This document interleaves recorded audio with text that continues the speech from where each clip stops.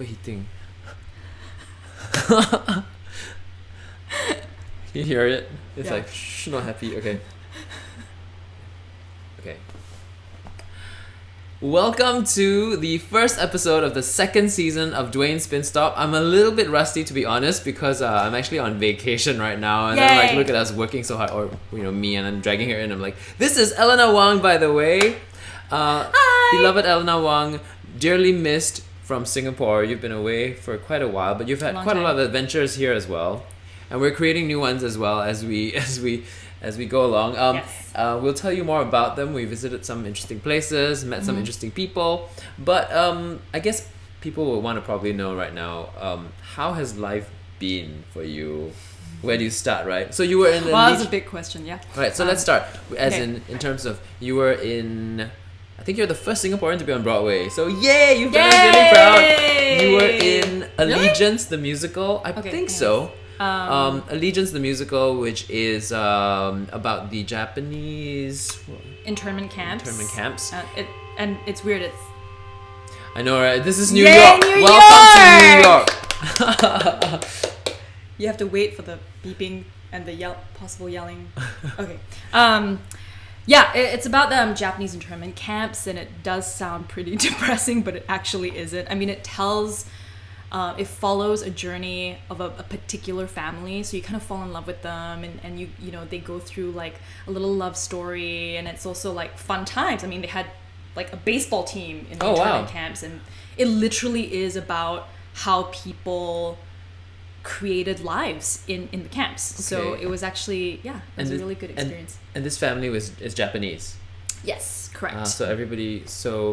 And then, so if you haven't already checked out, you have to check out Ellie's audition in the Road to Broadway. There's a Trek to Broadway. A Trek to Broadway. Yes. George Takei has is that his series? Did he make that? Yes, it's a documentary series.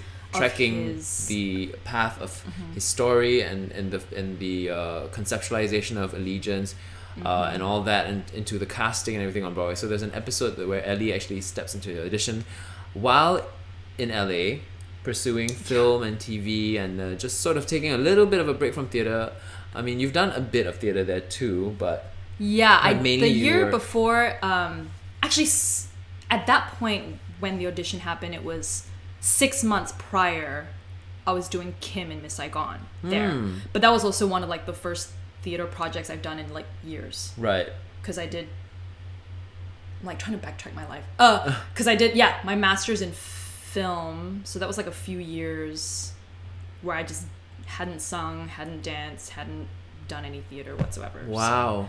So it was, that's so funny. It's always it's always like, I feel like it's like when you don't chase after something, sometimes the thing comes back to find you, and you're like, we'll talk a little bit about that, about like your beliefs as well, in terms of like, your beliefs in life and things like that.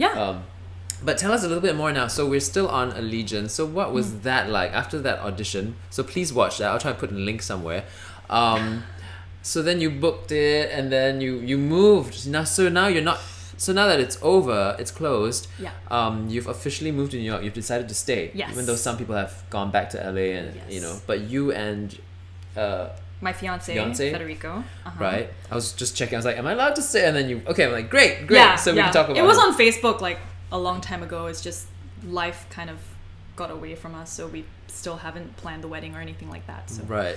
So you moved. So exciting. We've moved. I think it was kind of one of those decisions where we had to decide before we actually did anything. Like literally when I came back from the audition, I went, I think this is happening. I think we need to decide what we need to do.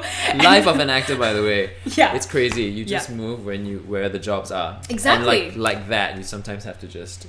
And it's interesting because he originally wasn't planning on moving with me. That's what I knew, I think, from talking to you or something. Yeah. So it was going to be just that project, and then you were going to do a bit of a long distance and then come back, right? Yes. But we'd recently got engaged at that point. And it just didn't make sense. We were like, okay, so you'll pay rent in LA while I pay rent in New York, and then we're gonna live apart, but in the end a Broadway show is like an open-ended run. Right. And even if it was a shorter run, there's still months and months of rehearsals. I still had to fly there for press events because Lea wasn't available. Right. So it was kind of still a good long haul away from each other and paying double rents, and it's sort of like it's just more practical to it didn't make sense, and we kind of had babies, not actual so they have a family, but not the kind of babies you think.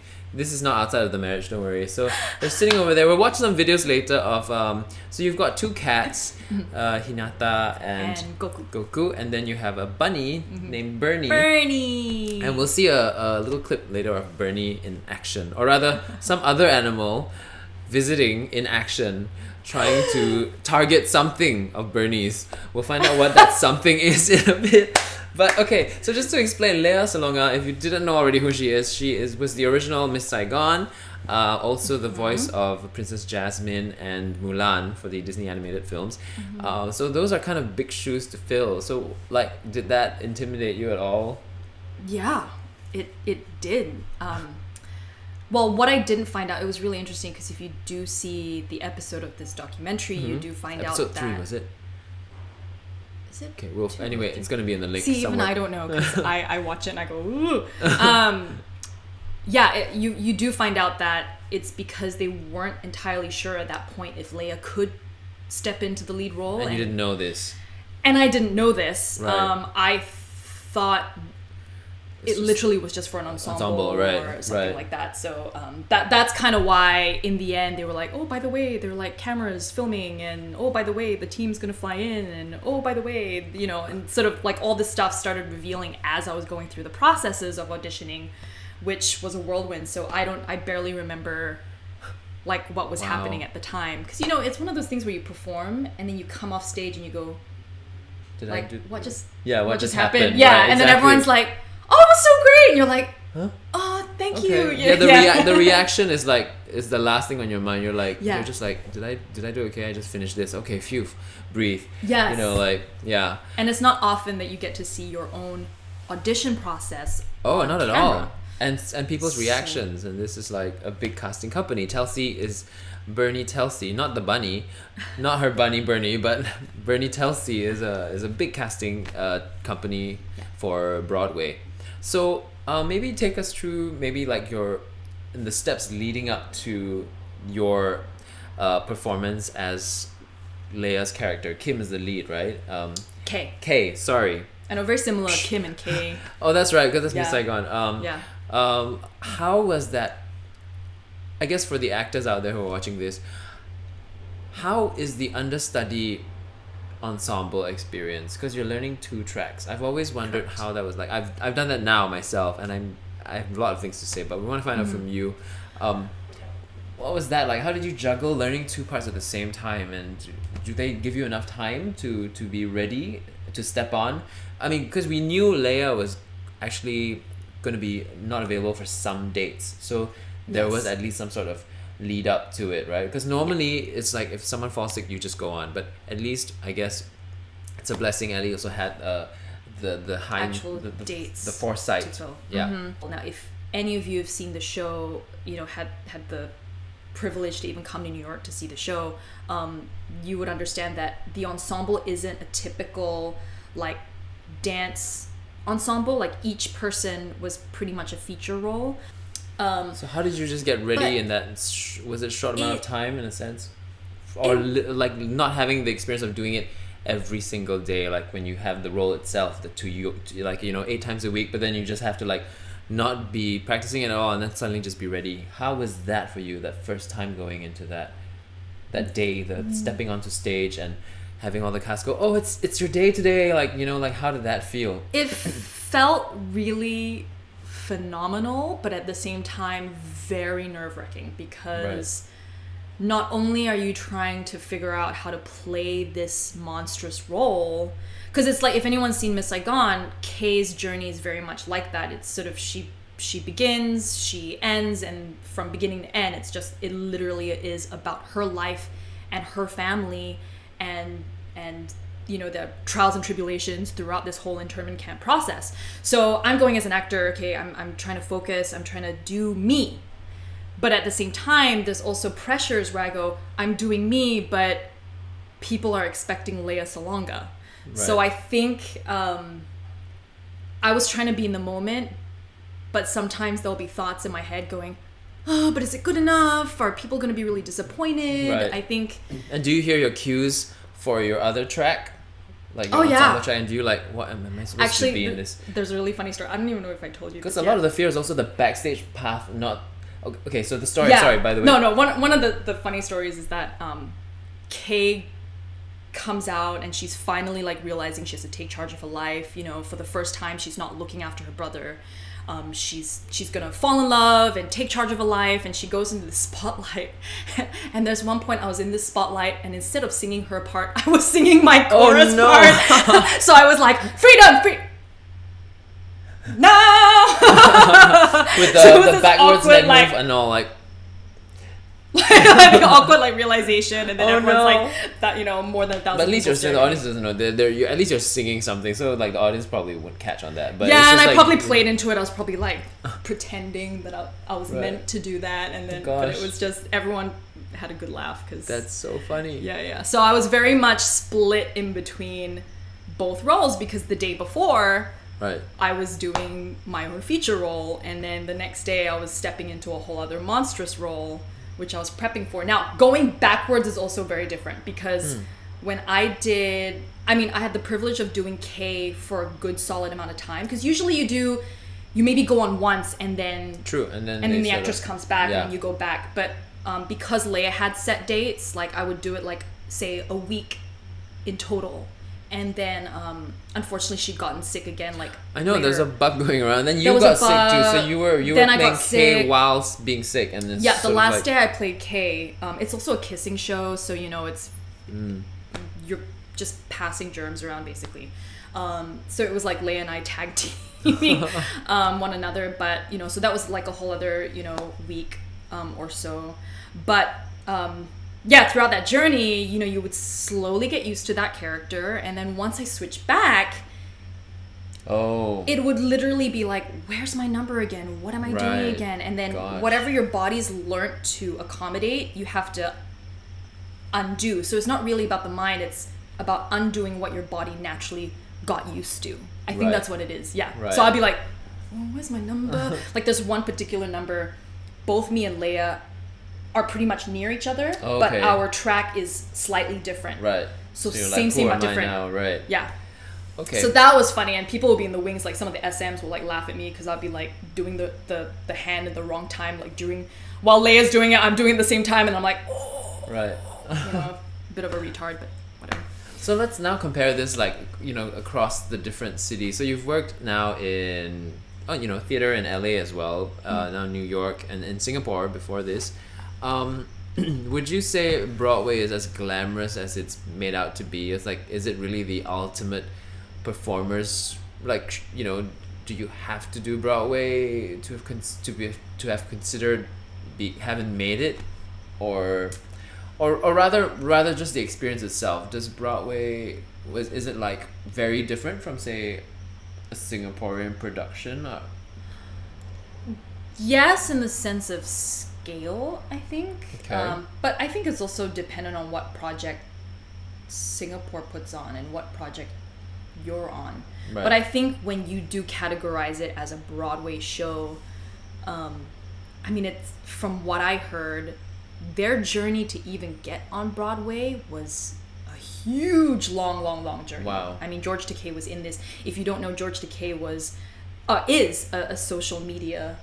Mm-hmm. He's got tons of followers. Exactly. Yeah. And what I didn't realize was that he only got on Facebook because of the very thought of allegiance. Oh, wow. So it actually came full circle where people only knew him as a social media personnel, but really it was because of this flowering bud of an idea of a musical. Right. So when he finally came to, I think it's 8-9 years later, when it finally got on Broadway, he was able to use all of his fans to support this musical. Wow. So if you think about it, I mean, just to be on Broadway is huge. Right.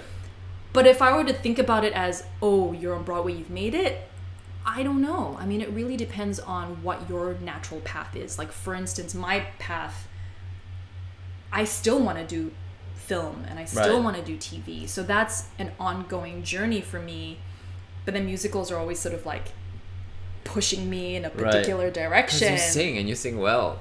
So, yeah. But like now that you've met everybody else in that Broadway community, would you say that if you made it once on Broadway, does it guarantee you another Broadway sort of like, is it like you've made it in terms of, I guess that's what my question is it like you've made it in terms of like, oh, you don't have to worry anymore about your next job, will you forever be working now, will you get another Broadway musical, are you then now revered in terms of like, I think not necessarily, because you can be cast very, very well. For instance, if you do see this episode, you will see, oh, she's perfect for this role. Right.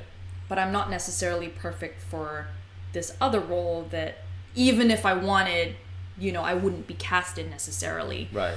Or even if you have the talent for, because of like maybe grace or, things like that, you may not be cast. Exactly. So I think it's still, you are still fending for yourself, because at the end of the day, that's the business. But one of the good perks about that is like there's an upcoming concert that I'm doing, and it's actually honoring Stephen Shorts. Yep. Yeah, and the only reason why I got that was because I worked on Allegiance, and the person who did the music for it knows people, knew the producers, who then contacted me and then told Steven about me, and then because he wanted that Mulan song in it, I ended up being in it. So it was one of those things where because of who you ended up knowing, then you start getting other things from that. I guess the networking, this is all stepping stones, and that helps to the next, and then the networking, and then sort of like just being here in itself, as opposed to being in LA, has opened up you to more opportunities here in the city. But speaking of the city itself, what is the contrast between, just say, LA and New York? Is it very different? Very different. What's different? Okay, we'll talk about how now. Okay, what's different first? Okay, my first thought would be, I literally didn't have to walk in LA. Like I would get out of my house, get into my car, drive to where I wanted to go, get out of my car, and go to my destination. Like that's literally it. So, I mean, I would calculate the hours sometimes, and I would spend half my day in a car. Wow. That would literally be my life. I would be in a car, I would go to work, get back in my car, go home.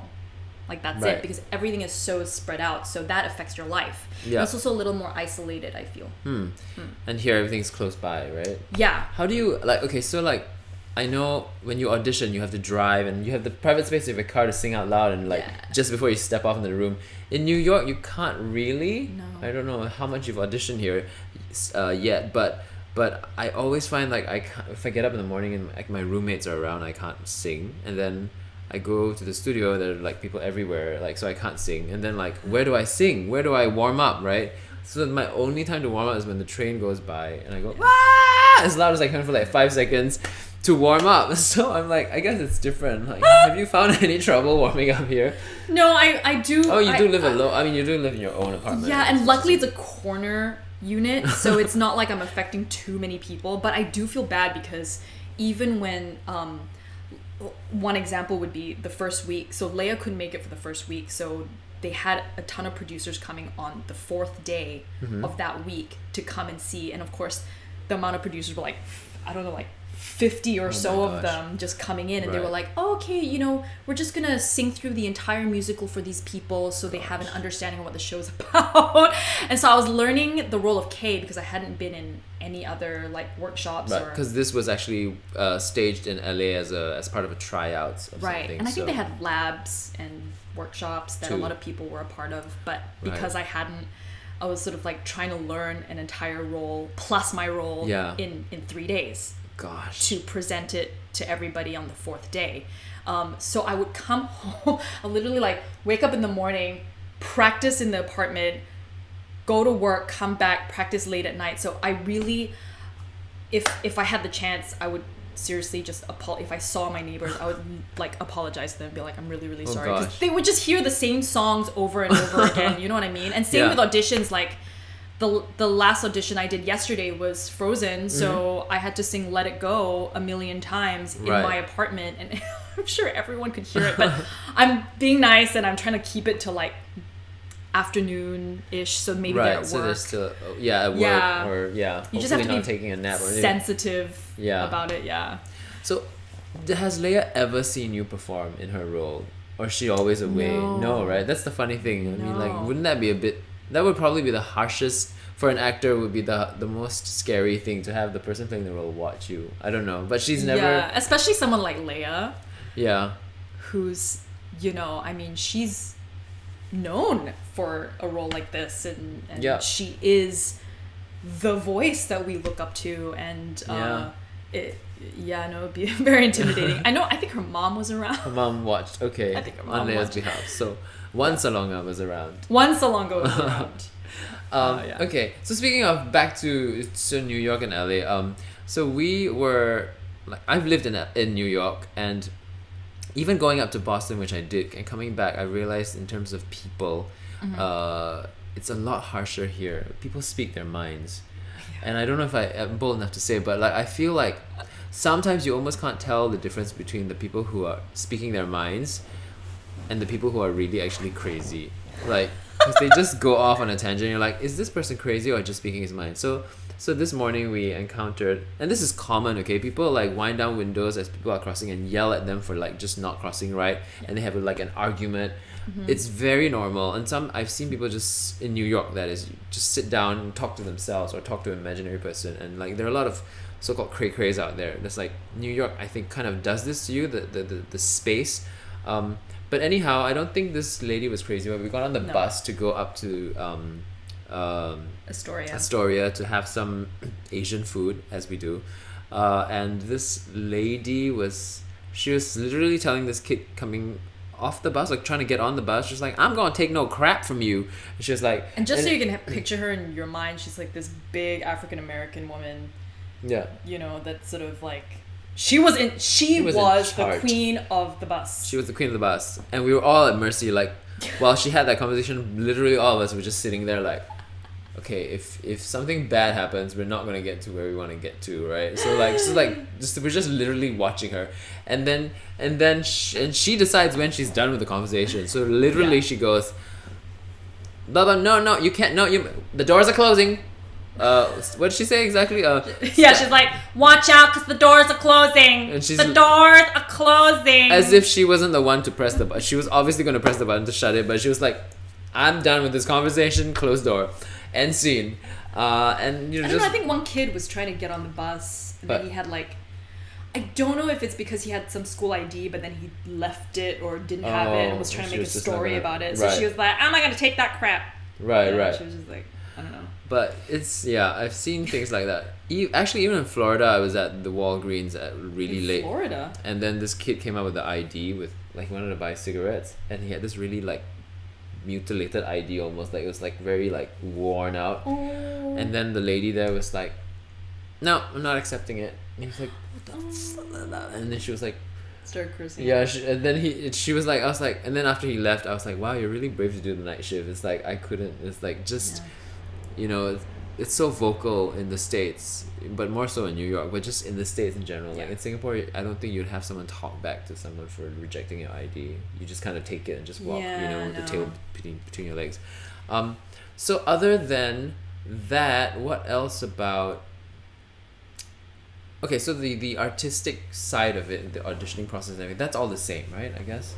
Yeah. It's pretty much the same. It's pretty much the same, and if you're a performer, you already know that there's a certain etiquette that you have when you walk in the room, and whether you've been on the other side of the table or not, you understand that when you get in the room, they usually decide whether they like you or not within the first 7 to 8 seconds. It's true, yeah. So, I mean, you hold yourself the best way you can, and that's really about it. And I think that's literally, across, even when I was in London or in Singapore or LA or here. Right. Yeah. Same thing. Okay, so let's wrap up this segment by watching what we talked about, Bernie, and attractive to Bandit about Bernie. Bandit is a dog that's visiting the apartment, and I was there, so I was like, oh, film this. And then we're gonna just take a little bit of break by having some food. We're gonna taste test some products here, which we got at the Japanese market. So we'll play those two clips back to back. So this, where should I put it? Here? Is this big enough? It's very like... This is one of my castmates' dog. So he was in Allegiance as well. Yeah. So this is... So watch what happens. So Bandit is the... You'll see... I can't point, right? So that's the dog. And that's the bunny. Reverse. Okay, that's Bernie. Okay, here we go. He lives in our office. What's funny is when Goku's most brave, I tried to sniff Bandit's butt. Hey, Bandit, that's it. I am back at La whatever Hot So Pot. We also went to Hot Pot, so this is something else. Hot Pot House. Look, isn't it so pretty here? There's karaoke, and I just went funny. Shopping at Target, and I lugged along Ellie, who's busy choosing stuff. Too busy. I'm very serious in my view. I'm trying to convince her to get the cow health ball or whatever it's called. If you see the menu, it says, okay, the focus is very bad, sorry. Right. So then we got the hot, spicy, the spicy and original hot. And just for $9.99, this is amazing. I love this place. And they get free edamame too, so Asian. I'm hungry. And then this is the place we went to this morning. Being really Asian because it's full of Japanese stuff. Best find ever. Every single thing. What is that? No, it's a mochi sponge cake. Oh my gosh. And what do you have? Green tea roll cake. Are you gonna get that? that? Lots of Japanese crackers. Nice. I'm gonna try one of these mochis. Oh, it's right here. As if she's the one that lives here, but I'm like picking out everything. Okay, so so ugly. Move by. That seriously was the best find. I couldn't remember. I couldn't even get past the front, the entrance. I know she's like there's so much to see. She there's this one short aisle, but she was like, and then I was like, you just got to the end of this small aisle, and there's like now there's like two ways to go. Now you have to actually choose which direction you want to go. But anyway, I love how you picked out the thing and went like you knew what it was, and I was like, what's that? And you're like. You're like green tea sponge cake. But it just looked really good. So we're gonna bring this in. So this was the mochi that you got. Okay. So I'm gonna have a bite of this and see if it's worthy. And then this is like. So do you miss Asian food while you're here, or do or you don't miss it because it's everywhere, or you just have it all the time? I miss specifically Singaporean food. Okay. Because it's difficult to find. It's not like you can have like an awesome chicken rice down the street. You know what I mean? True. Yeah. Yeah. But can you get it cheap here though? In general? Huh? Can you get Asian food cheap? Yeah. I think it's pretty good, especially where I Lala live. Hot Pot was like $9.99, so obviously there's and that's in Flushing. So we went around Queens basically, and like the prices are great and it's really good quality. So $9.99. Yeah, and then if they see, I almost feel like if they see you're Asian, they like give you more stuff for some reason, right? Yeah. Okay, so we've got that. Tell us if it's good. It's a green tea mochi. I don't even know if there's anything in here. And what is this? Oh, there's stuff inside. Is that good stuff or like?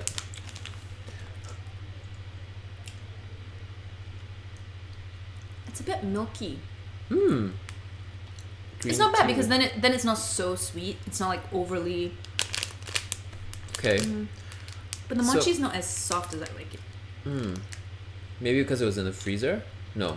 It's just the actual texture of the... Yeah, it's the actual texture. Okay, so that place is in Flushing. It's called... I think I put the name. You can rewind the video. I think I named it.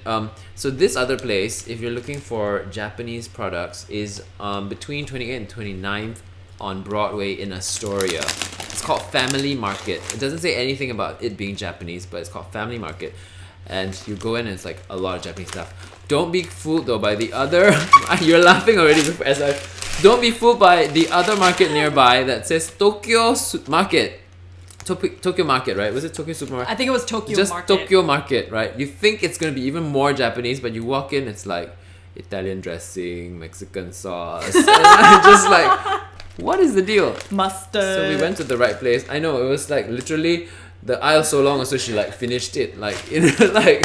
No, what was the? They had a saving grace though. Oh, they had a Japanese cashier. Soft salad. And a Japanese soft salad cracker.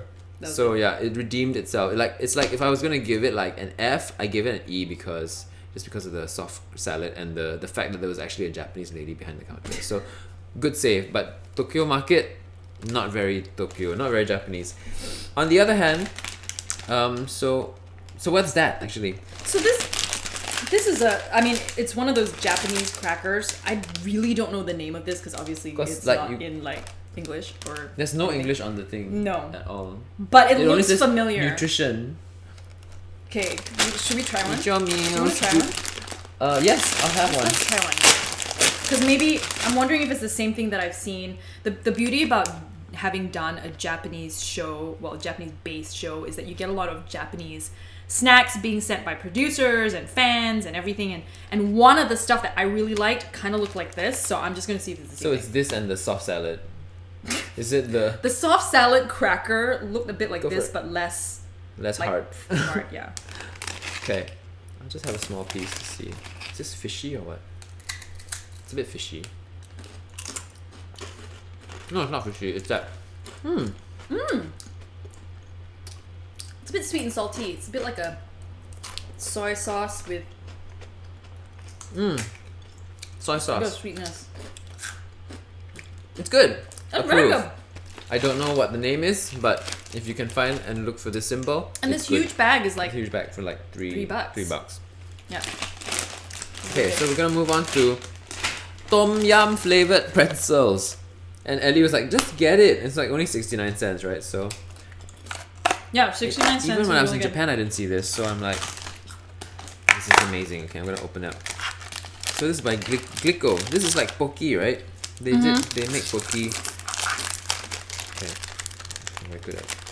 Surprisingly, Hinata is not coming by to see what's up. Oh, she's passed out with her. I don't know how to open this. Okay, there we go. Okay, I can't say I've tried a tom yum flavored Pocky. I've never, so we'll see. Oh, it smells like tom yum. Really? Is it gonna be as spicy as Tom Yum? Let's try it. Oh my gosh, it smells like Tom Yum. Okay.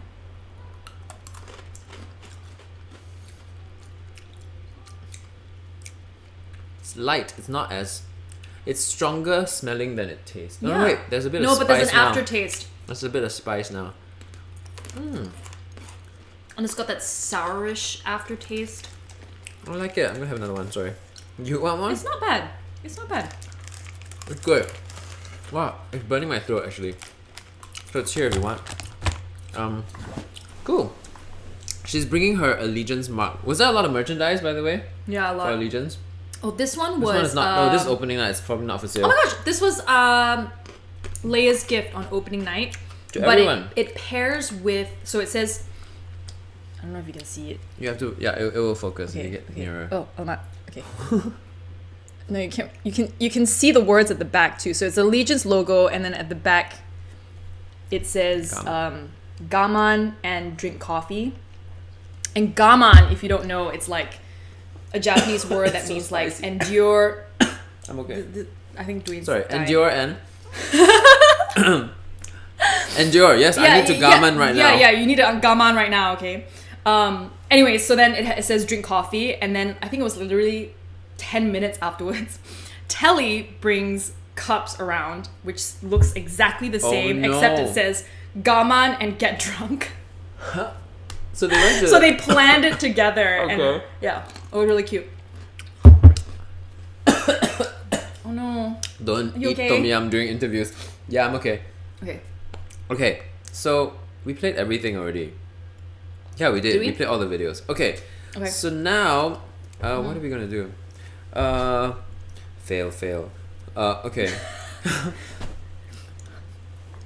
Okay, so in terms of like, your attitudes about life, do you feel like any of that, and what are they? Like, do you feel that any of that has helped you get through stuff and changed your life and changed the good things that have come and the bad things? Oh, absolutely. But do you believe, is that like a law of attraction thing that you believe in? I think it is a law of attraction. Okay. It's definitely a lot of positive thinking, a lot of faith, a lot of believing in what calls to you. Like, you know, sometimes you have moments where you're like, oh, why can't I just be like a lawyer or a doctor or a teacher or a, you know, something that you just kind of go, you know, why can't I just be happy by doing a 9-to-5 job that I'm happy with, that's, you know, a little bit more stable. But in the end, there's obviously something calling to you. I mean, if you're an artist, you know, it's almost not really a choice. Yeah. So for me, it's really believing in that calling, because I do believe that it's what we're meant to do. Right. So you go through whatever hurdles come your way. Yeah. So how do you deal with hurdles? Like, you know, I think hurdles. How do you see them? Do you take them negatively, positively, or how do you try to be positive about them? I've actually recently come to a particular spiritual belief that we manifest everything that happens in our lives. So I'm on your page. Yeah. So for instance, if I'm consistently worried about lack of money, I manifest that times 10. Right. And whatever worries I have, I bring that to myself. Yeah. Versus allowing that trust and that faith to bring you to what you want, or to even ask for what you want. Yeah. I feel like if you put it out there, it will come to you. Right. But sometimes, you know, when you get swept up in life and you forget that, it's very easy to fall into that loophole of worries and fears, and especially when you're with everybody else, or even family. You know, I feel like they have my best interest at heart, but that also comes with worry. You know, are you okay? Do you have enough money? Are you sure this is what you want to do? And sometimes it can get to you. Yeah. But I think I've learned over the course of my life to really stand firm and say, this is what I'm meant to be doing. Right. And this is what I believe in. And I will have all of the money that comes from what I do best and what I enjoy doing, and trust in it. And it does come. I feel like if you just let go and ask for what you want, it will come. And like the negative stuff, so-called, I mean, because nothing's really negative or positive, right? Because the negative thing can be good because you're learning from it. Do you feel like the negative stuff or the challenging things that come to you, like what you said, you think that's something you attract yourself because that's something that you need to learn? Yeah. I mean, I think it's one in itself, because if you attract it, it means that you haven't quite learned how to not attract it, if that makes sense. So it does become a learning process. Like I was going through a series of difficulties even before Allegiance happened, and I think a lot of that were to do with getting something. So I think a lot of people assume like, oh, she got this and it was really easy, and it like was, they see it from the outside and they're like, when you see it on the outside, she's successful, it's easy, you know, she's lucky even. But then it was weird, because when I celebrated this wonderful opportunity, in turn it made me worried about a lot of other things. So I started attracting a lot of difficulties to myself. And throughout these difficulties, I learned how to deal with it, and I learned how to let go. And luckily, Federico's mom, she's very spiritual and very loving, and she knew how to guide me through these difficulties. And because I learned from it, miracles literally happened in my life. It's all about changing your reaction to it, right? I mean, you can take it really negatively, you can give up, you can complain, you can try and chase after something that, I think that's or the you worst can try thing, and deal with it. complaining about it and blaming it. Because then what happens is you give away your power. Yeah, you give away, exactly. Like, oh, I couldn't do this because of this person, or I couldn't do it because, you know, I was too tired, and in fact my leg was hurting that day, so I didn't go to this audition, or whatever the scenario is. You give away your power. Yeah, exactly. So, you know, that's one of the cop-outs, but, you know, we're still learning. Yeah. Cool. I like that. I believe that. I'm on the same page. Yay! And so let's go to another thing. I'm like all over the place right now. Like, it's already 40 minutes, you know, like it's like only 20 more minutes before so it's really gone by really fast. And so the reason for having pets, maybe let's just talk a little bit about pets. Like, do you believe like in this energy and feel like, what do you believe that pets do anything for you? Yeah. I think if I didn't have my pets in my life, it would have been a much more difficult life. I think so? because what do they do for you? animals are very pure, and I feel like they teach that to me every single day. So like, say for instance, I'm really stressed that day. I go to work. I come home. I'm literally thinking about everything that's happened to me that day. I'm swarmed. I'm very much in my mind. When I come home and they greet me at the door, everything automatically releases. It's like they transfer this gorgeous, pure energy of just literal happiness. Right. You know? Because it's not like they're like sitting at home thinking like, oh my God, my bills. You know, it's an animal is just very pure. It's pure, so, because everything that we've constructed is a social human construct. Bills in itself is like not supposed to be natural, I guess, right? Exactly. So and we get caught up in other people's energies too, and other people's lives. Yeah. And but so it's but really animals nice. don't have those kind of grudges. Like if there's any antagonistic sort of energy towards another animal, it's because of something that's survival, or it's very pure. It's like, but it's not like a grudge, I don't think they would ever have a grudge. No, that's why I have 2 cats and a bunny, and everyone's like, do they get along? I said, well, yeah, because they're not, what is it? It's not like racist. What would you call it? It's not like they look at a bunny and they're exactly. like, you don't belong, you're different. Like yeah, exactly. No, I agree. Like, it's true how animals teach us so much, because if anyone, they're the ones who know how to keep the balance of I was just talking about this was going to happen while the interview was happening, and we're thinking that Fede's going to walk right in. So and he did. He just finished what was it, a stunt workshop or a something? stunt workshop. It was training. Yeah. You can come say hi if you want. You can sit right in the middle. There's a lot of space, and tell us a bit about even the exchanges you have, like how to stay proactive, how to stay working even while in transition, right? Like and actually we made a kind of a pact between ourselves, because you can be a couple and you can be very emotionally supportive, but you can also be constructively supportive. I feel he's very good in martial arts. He's trained his whole life. I'm good in terms of performing and vocals, and so what we decided to do during transition is to actually teach each other, and so I'm giving him vocal lessons to help strengthen and release his voice, and he's helping me in return train kickboxing and everything needed to because in the end there's still stereotypes out there.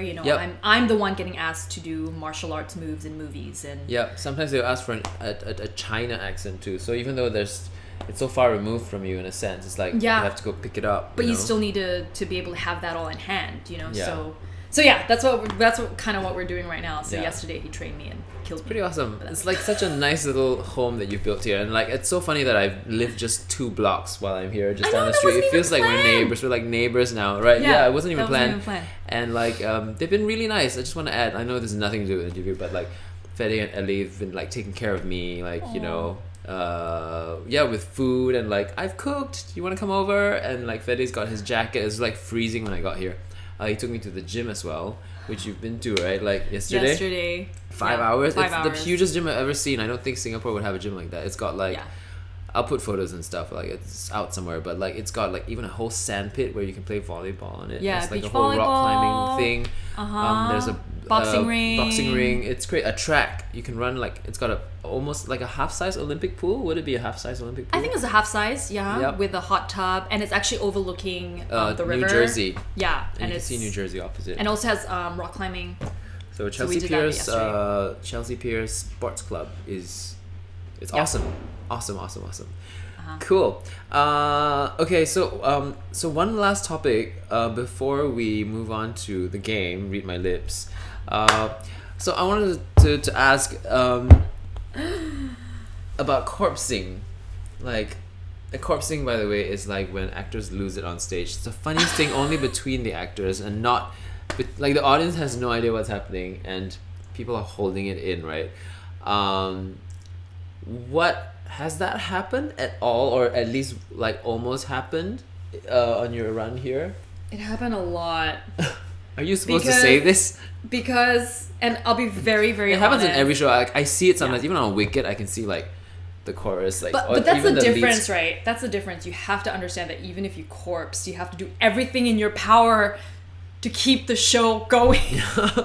And I think that's the trick, because you know when someone says like don't laugh, oh, that's worse. it's worse. Yeah. So the more someone say something or someone makes you laugh, the more you know you can't laugh, but the more you just can't help but laugh. Right. Yeah, it's and one of those even things. if you yourself are not like, you're totally like out of it, and you're like this is not funny. But when you see your actor struggling not to laugh, not doing the normal thing, she's not like facing the back of the theater instead of like the audience, like when they just like and then it's funny, you just start laughing. Yeah, well, to put it in context, my feature role was a wife. We were a little family, and I had a guy playing my husband, who is Marcus Choi, and let's just say he was voted class clown. Really? Yeah, they did this like really cute book for us for closing, and they did this funny thing. The producers did this funny thing where they put like who's class clown and who's like a Harry Potter freak and who's and of course he comes out as class clown because he's like one of the funniest guys I've ever met, and I would laugh every single day because of him, and because we had to work so closely together through a dramatic show. The amount of times he dramatic would make me is the laugh. worst. Like, yes, it's the worst, because like if it's a comedy you can still like try and like, but dramatic, when it happens in an angry moment or a sad moment, like then you have to like, angry is hard, sad you can still be like, you know, like, there were a few times I had to cry really? in his like neck nuzzle here, just because I was just laughing so hard. But the only thing is, you get so close to your castmate, co-stars that if you see that person laugh, or say like if I'm like really close to you and you feel this, you can't even see me, right? You're singing, like, you're doing your thing, and I'm going like this, and then, and then you feel like straight away. And then gone. Slowly, that's like it. no more voice, no more volume. Everybody's like a word or two, right? That's it. That's all you can manage. Well, one good example was Snow White. That was no wait.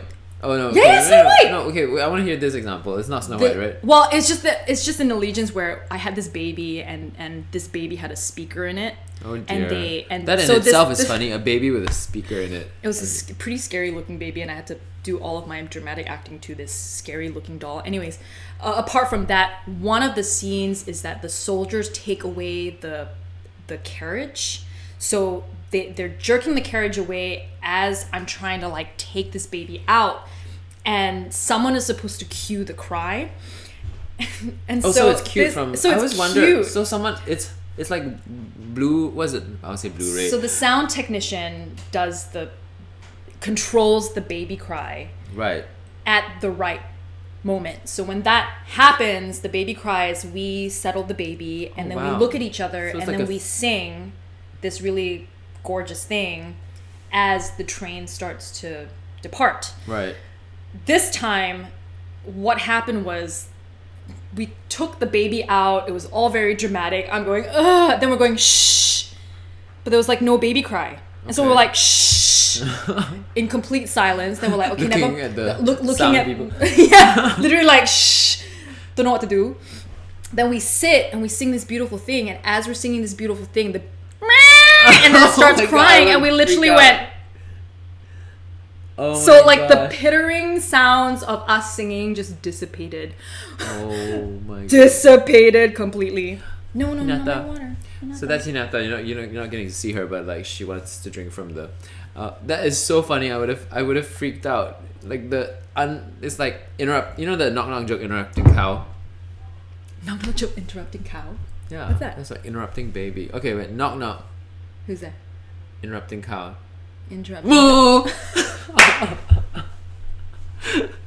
So that was like interrupting baby in the song, right? Oh my god, yeah, pretty much. So I never do this. This is the first time I've done it. So I was like very, like you could see I was like, when do I come in? Like nervous. I was a bit nervous. I was really a bit nervous. And my moves are not a bit fail. But anyway, it's not even a proper move. It was like, no.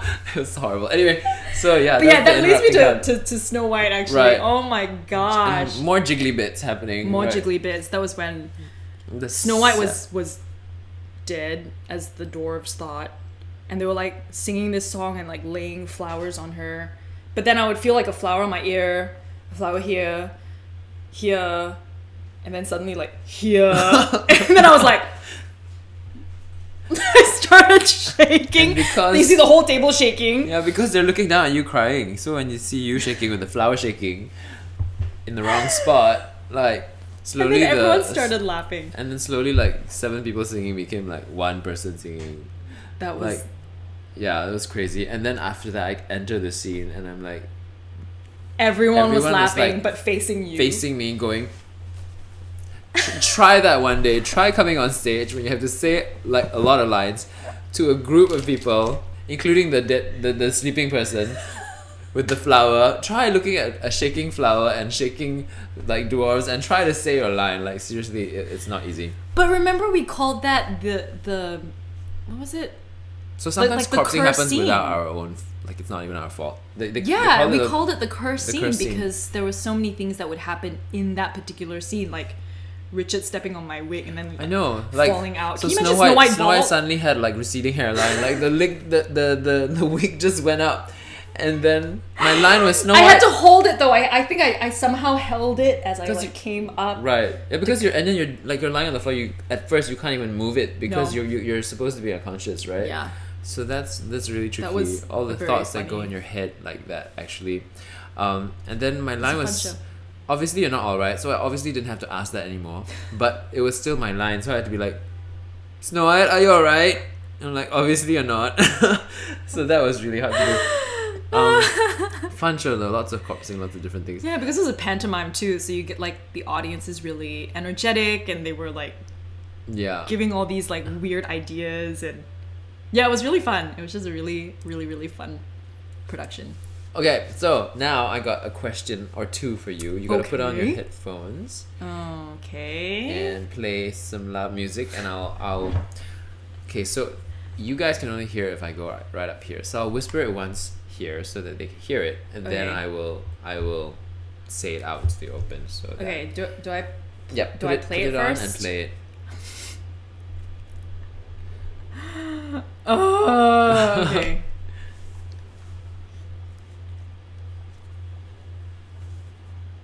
Okay, so my question is, name the failed Japanese market. Okay, so I'm gonna, do you want to look at my lips here or there? I think there. Wait, what? Oh, sorry. So I'm gonna ask the question in there. You're gonna read my lips here from the monitor. I have to read it from the monitor? Okay. Oh god, alright. And you can say it out. Okay. This is like noise cancelling Bose. Too bad. You gotta read. So you gotta really read my lips. Okay. Name the failed Japanese market.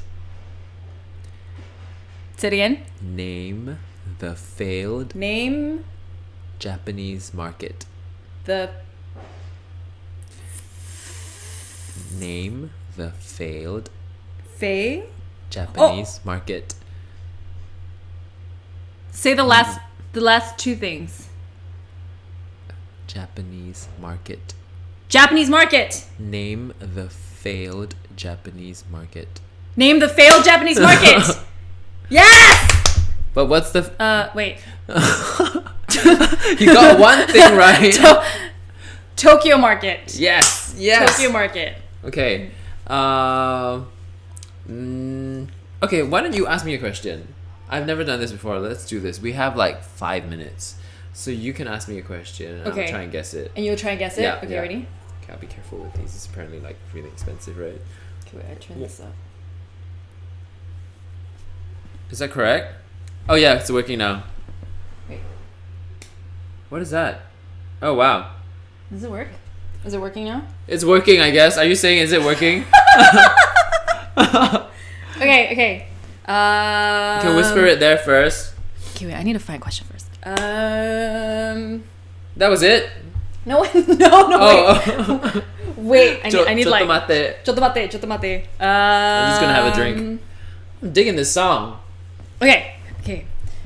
Are you enjoying your time in New York? Okay, that's what I'm gonna say. Are you enjoying your time in New York? Okay, ready? I'm gonna make myself cough again. He's talking so loud. You can insult me and I wouldn't know what you're saying. Did you insult me? No. Okay, are you ready? Yes, I'm ready. Okay. Wait, the song had a complete silent break and then it continued again. Anyway, I can't hear you. Is it back on? Okay. You're ready to go. Okay. Are you... What? How? Hot?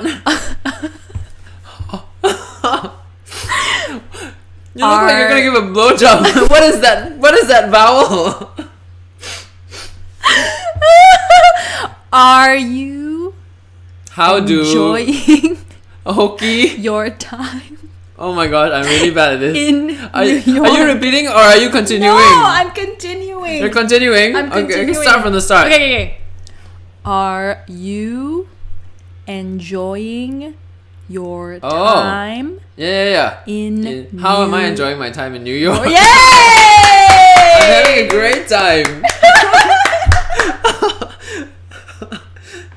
Yeah, that first one just threw me. You're like, I was like, what are you doing? This is where your mind's at. I know.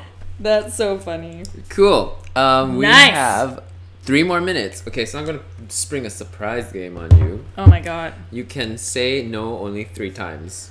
Okay, but you're not. Okay, I haven't explained it fully yet. Okay. What I'm gonna get you to do is pull up your phone. Pull out my phone. Go to camera roll. Okay. And then just spin through it, and then when I say stop, you have to if you don't pass. What if they're like naked photos? I know exactly. So you pass 3 times. Oh, okay. So basically, I've got lots of naked photos, so that's why I give you the 3 pass, because I completely understand. I actually don't even think I have naked photos on here. So you go to the all photos and then go to albums camera roll, right? Yeah. Albums. I won't even look. Wait, I think Photo Stream has more. So okay. Then you just kind of like go backwards, kind of like backwards. just keep scrolling. Okay. Then I'll say stop. So just keep scrolling through. Okay. All right, ready? Yeah. Just keep going. Stop. Then just show the photo and explain it. If you don't pass, if it's not a naked photo, you can. No, it's actually a bit of a boring one.